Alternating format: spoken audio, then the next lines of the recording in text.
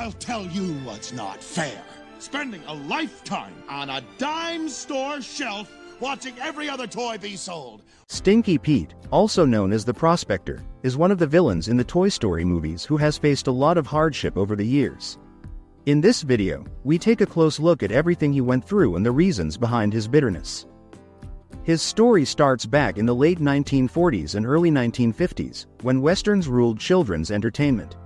Shows like Woody's Roundup were right at the top of that trend, capturing kids' attention everywhere. The Prospector came out as a supporting character meant to add some comic relief alongside Woody's heroic role and Jesse's lively, fiery energy.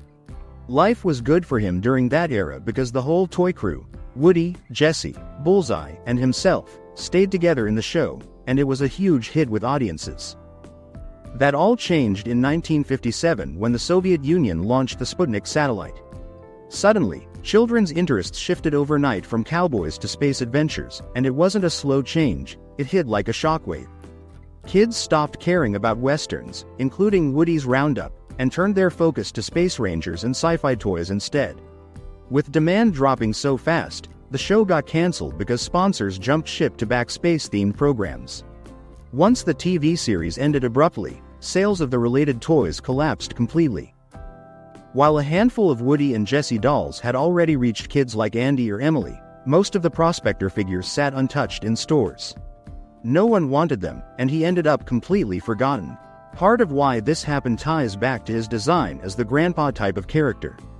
Children usually want to imagine themselves as the main hero, and that spotlight went to Woody, Jesse, and Bullseye. The Prospector was never meant to be the star. He was there for background humor as a bumbling old gold miner, not someone kids would pick to play as the lead. This sure is a fast-burning wick. Blast us to smithereens! That there's dynamite! Hold it, Carney. You're fanning the flames, Jesse. It takes brains to put out that fire. Yo, my biscuits are burning! For over 40 years, he stayed sealed inside a cardboard box, untouched in the toy world, what people in the industry call a shelf warmer. These are the products that linger on store pegs long after the hot popular characters sell out and disappear. From his spot behind the plastic window, he watched countless kids stroll down the aisles, passing him by without a second glance.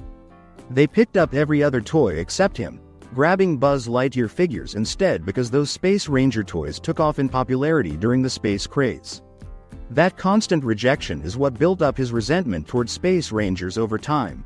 It's too late, Woody. That silly Buzz Lightweight can't help you. His name is Buzz Lightyear! Whatever.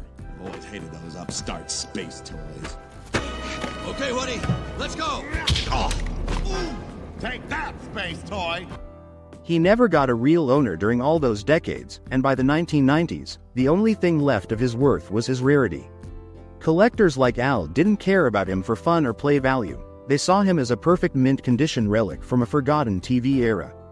Al picked him up not to enjoy him, but to complete the full Woody's Roundup set, knowing it would fetch a huge price from a Japanese toy museum.